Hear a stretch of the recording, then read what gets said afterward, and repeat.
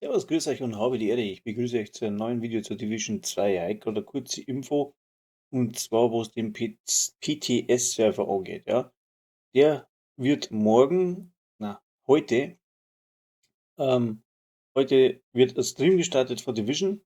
Ja, erklären oder diskutieren was in Season 2 bringen wollen. Dann wird heute der Stream, Schmarrn, der PTS-Server, bin schon ganz blöd, ist auch noch früher. Der PTS bereitgestellt zum Downloaden. Ja. Am 20. wird dann gestartet zum Spielen bis zum 23. Also 3 Tage mit der PTS-Server. Kann man dann testen, die neuen Sachen, was sie bringen wollen, ob es gut ist, ob es schlecht ist oder sonst irgendwas. Die Season-Charaktere haben sie ja angeblich weggemacht. Sollte die A6 nicht beeinflussen, haben sie gemeint. Ja, werden wir sehen, wo es im Stream kommt. Könnt live mit dabei sein.